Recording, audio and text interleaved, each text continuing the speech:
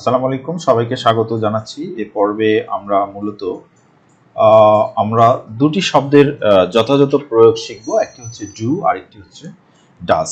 So আমরা যখন কোনো প্রশ্ন তৈরি করি, সেই প্রশ্নের ক্ষেত্রে আমরা ডু ব্যবহার করব নাকি ডাজ ব্যবহার করব, এই বিষয়টি আমাদের খুবই কনফিউজড করে। আমরা যদিও জানি যে থার্ড পারসন সিঙ্গুলার নাম্বার হলে ডাজ এবং অন্য সকল ক্ষেত্রে ডু ব্যবহার হয়। আমরা একটু ব্যবহারটা প্রথমে বুঝি।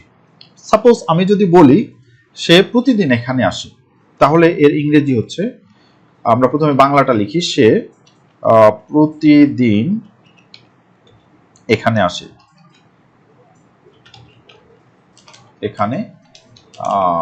এখানে আসে।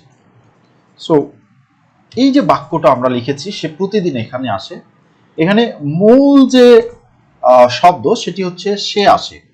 প্রতিদিন ছাড়াও আমরা বা প্রতিদিন এখানে ছাড়াও কিন্তু আমরা এই সেন্টেন্সটিকে আমরা অর্থপূর্ণ হিসাবে দেখতে পাই বা অর্থপূর্ণ ভাবা যায়। সে আসে, তাহলে সে আসে, আমরা এক্ষেত্রে বলবো হি কামস। সে আসে, আমরা বলবো হি কামস। সো আমরা যদি এটাকে বলতে চাই যে সে কি আসে, তাহলে এর যে স্ট্রাকচার দাঁড়ায় সেটি হচ্ছে ডাজ হি, এবার কিন্তু আর কামস হবে না, কাম হবে। কারণ যদি কোনো একটি সেন্টেন্সকে আমরা প্রশ্নবোধক সেন্টেন্সে রূপান্তর করি, সেই ক্ষেত্রে আমরা যখন অক্সিলারি ভার্ব নিয়ে আসি, সেটি যদি থার্ড পারসন সিঙ্গুলার সাবজেক্টের জন্য আসে, তাহলে এটা ডাজ ব্যবহার হয়, আমরা এটা জানি। তখন আমাদের মূল যে ভার্ব থাকে সেটা আগের বাক্যে কামস ছিল, সেখান থেকে এসেছে কাম। নর্মাল যে বেসিক ফর্ম সেটি কিন্তু এখানে ব্যবহার হয়, এটা আমাদের মাথায় রাখতে হবে। এখন does he come, does he কাম এই বাক্যটির অর্থ হচ্ছে সে কি আসে। আমরা এর যে বাংলা করব সেটা হচ্ছে সে কি আসে, প্রশ্নবোধক। এখন সে আসুক বা নাই আসুক, আমরা আমাদের সেন্টেন্সের স্ট্রাকচার নিয়ে মূলত কথা বলছি। তাহলে কখন কখন আমরা সাবজেক্টের পরে যে ক্রিয়া আসে বা ভার্ব আসে তার সাথে এস বা ইএস যোগ করব। আমরা প্রথমে সেটা জানার চেষ্টা করি যে আমরা কখন কখন এই কাজটি করি। প্রথমত আমরা এখানে লিখছি যে যদি বাংলায় সে পুরুষ বা মহিলা, কোনো নাম অথবা ইহা, সে কোনো নাম বা ইহা, অর্থাৎ ইংরেজিতে যদি আমরা এটাকে ট্রান্সলেট করি তাহলে দাঁড়ায় হচ্ছে he or she or any name. যেমন আমরা বলতে পারি রহিম, রহিমেরা না কিন্তু অনলি রহিম। সো রহিম বা ইট আমরা বলতে পারি। সো এই যে কয়েকটি শব্দ আমরা এখানে লিখেছি, ওয়ার্ড, এই কয়েকটি ওয়ার্ডের পরে আমাদের যদি কোনো ভার্ব আসে, তাহলে সেই ভার্বের শেষে এস বা ইএস যোগ হয়, এবং সেই সেন্টেন্সটাকে যদি আমরা প্রশ্নবোধক সেন্টেন্সে রূপান্তর করি, তাহলে সেই ক্ষেত্রে এর শুরুতে যে অক্সিলারি ভার্বটি আসে অনলি প্রেজেন্ট ফর্মের ক্ষেত্রে, এটা আমাদের মনে রাখতে হবে। পাস্ট টেন্সের ক্ষেত্রে কিন্তু এই নিয়মটা প্রযোজ্য নয়। সুতরাং অনলি প্রেজেন্ট টেন্সের ক্ষেত্রে বা প্রেজেন্ট ইনডিফিনিট টেন্সের ক্ষেত্রে আমরা বলছি। তো সেই ক্ষেত্রে আমরা যখন প্রশ্নবোধক বাক্য তৈরি করি তখন তার অক্সিলারি ভার্ব হিসেবে ডাজ ব্যবহৃত হয়। এছাড়া অন্য যেগুলো আছে, যেমন আমরা যদি বলি তুমি, তোমরা, তারপরে আমি, আমরা, এই ধরনের বিষয়, বা রহিমেরা, আমরা যদি বলি রহিমেরা, রহিমেরা বলতে এ গ্রুপ অফ পিপল উইথ রহিম, আমরা এরকম বুঝি। এই ধরনের যদি সাবজেক্ট আসে তাহলে সেই ক্ষেত্রে আমরা সাধারণত ভার্ব এর সাধারণ ফর্ম ব্যবহার করে থাকি। সুতরাং আমি আরেকটি সেন্টেন্স দেখার চেষ্টা করছি। তারাও হতে পারে, সে এর বহুবচন, আমরা তারা লিখছি, তারা। সুতরাং তারাও যদি হয় তাহলেও কিন্তু আমাদের সাবজেক্টটা, যদি তারা সাবজেক্ট হিসেবে ব্যবহার হয় তাহলে ভার্বটা কিন্তু আমরা এস অথবা ইএস ছাড়াই লিখতে পারি বা লিখব। তাহলে এরকম একটি বাক্য দেখি যে সে আসে, তাহলে তারা প্রতিদিন স্কুলে যায়। আমরা যদি এটা প্রশ্ন বলি, শব্দ বলি বা সেন্টেন্স বলি, তারা তারা প্রতিদিন স্কুলে যায়। এই যে সেন্টেন্সটি আমরা লিখলাম, এখানেও কিন্তু আমাদের মূল যে সেন্টেন্স সেটা প্রতিদিন স্কুল এই দুটি শব্দ ব্যতীতই লেখা যায়। অর্থাৎ আমরা বলতে পারি যে তারা যায়, তাহলে সেই ক্ষেত্রে আমরা বলবো দে দে দে গো। আমরা কিন্তু এখানে কখনোই বলছি না দে গোস, এটা কিন্তু আমরা বলছি না, আমরা বলছি দে গো। এখন আমি যদি বলি তারা কি যায়, তাহলে সেই ক্ষেত্রে আমাদের স্ট্রাকচারটা হবে do they go, do they গো। তাহলে কিন্তু আমাদের এই সেন্টেন্সটা একটা প্রশ্নবোধক সেন্টেন্স হয়ে গেল। এখন এর বাংলা হচ্ছে তারা কি যায়, আমরা একটু খেয়াল করি। এর বাংলা হচ্ছে তারা কি যায়, অর্থাৎ তারা যায় কি যায় না, এই বিষয়টিকে প্রশ্ন করা বোঝাচ্ছে।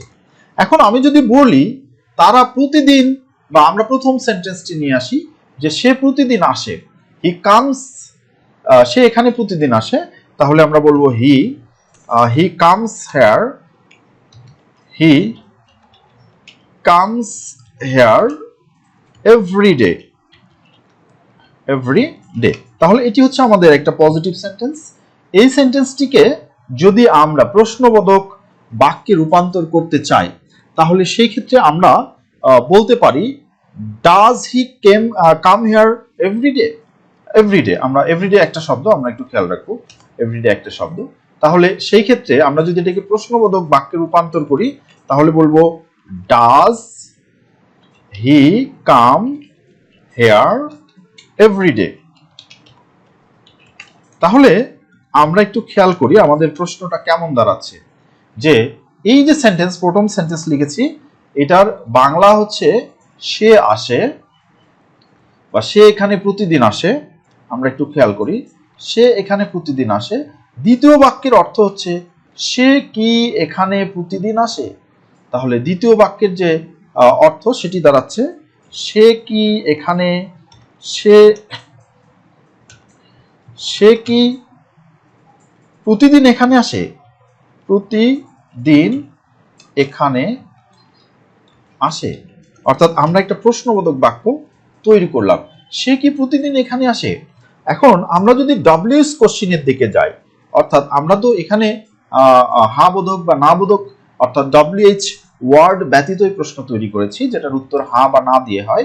আমরা যদি বলতে চাই যে সে এখানে আসে, সে কোথায় আসে, বা সে প্রতিদিন কোথায় আসে, আমরা তখন বলবো সে প্রতিদিন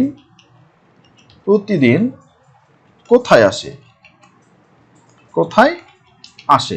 তাহলে আমাদের প্রশ্নটা হয়ে গেল ডব্লিউএইচ কোশ্চেন থেকে। তাহলে does he come here everyday, তাহলে সে কি এখানে প্রতিদিন আসে। তাহলে সে কোথায় আসে, where does he come every day, সে প্রতিদিন কোথায় আসে। তখন আর হেয়ার হবে না, তখন আমরা বলবো হোয়ার ডাজ হি কাম এভরিডে। তাহলে হোয়ার ডাজ হি কাম এভরিডে। কারণ আমরা তো এখানে, এটাই হচ্ছে আমাদের উত্তর, সুতরাং আমরা এখানেটা আর এখানে লিখছি না, আমরা হেয়ার না লিখে আমরা বলছি হোয়ার ডাজ হি কাম এভরিডে, সে প্রতিদিন কোথায় আসে, বা সে এখানে প্রতিদিন কোথায় আসে। Where does he come here everyday, এটাও আমরা বলতে পারি where does he come here everyday, সে এখানে প্রতিদিন কোথায় আসে। অথবা আমরা বলতে পারি সে কার কাছে আসে, তখনও কিন্তু আমরা ডাজই ব্যবহার করব, কারণ আমরা জানি যে হি কামস এখানে ভার্ব এস বা ইএস সমন্বয়ে গঠিত হয়। সুতরাং এটাকে প্রশ্নবোধক করার জন্য আমরা জানি ডাজ হি কাম এটা লিখতে হয়। সুতরাং আমাদের ডব্লিউএইচ কোশ্চেন দিয়ে যখন প্রশ্ন হবে, তখন ডাজ হি কাম এই অংশটা হুবহু থাকবে, ডাজ হি কাম। আমরা খেয়াল করি যে এখানেও ডাজ হি কাম আছে এবং এখানেও কিন্তু আমাদের ডাজ হি কাম আছে, শুধু শুরুতে ডব্লিউএইচ ওয়ার্ডটা বসেছে। এভাবে কিন্তু আমরা আমাদের প্রশ্নগুলো তৈরি করতে পারি। এখন যদি আমরা তুমি, তোমরা, তারা দিয়ে প্রশ্ন করি বা তারা ব্যবহার করি, তখন কিন্তু ভার্বের সাথে এস বা ইএস যোগ হয় না। যেমন আমরা এখানে বলেছি তারা যায়, তারা যায়, তার প্রশ্নের উত্তর হচ্ছে তারা কি যায়, তাহলে তারা প্রতিদিন যায় সেটা আমরা পরে লিখছি, তারা স্কুলে যায় এটা আমরা পরে লিখছি। তাহলে আমরা বলছি তারা প্রতিদিন স্কুলে যায় বা তারা যায়, তারা যায় এর ইংরেজি হচ্ছে দে গো। তাহলে তারা কি যায় এর অর্থ হচ্ছে ডু দে গো। এখন তারা প্রতিদিন স্কুলে যায় এর ইংরেজি হচ্ছে they go to school, school everyday, everyday. তাহলে তারা প্রতিদিন স্কুলে যায়। আমরা যে সেন্টেন্সটি তৈরি করলাম, তাহলে তারা কি প্রতিদিন স্কুলে যায়, তাহলে এখানে হবে do they go to school everyday,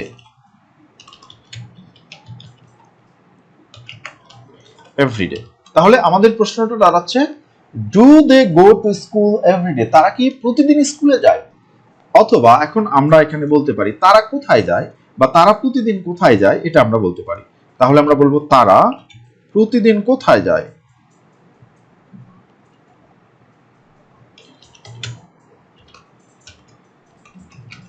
কোথায় যায়। আমরা যদি এই সেন্টেন্সটাকে ট্রান্সলেট করি তাহলে এখানে আমরা দেখব তারা কি যায় এর ইংরেজিটা হবে so do they go to, do they go, তারা কোথায় যায়।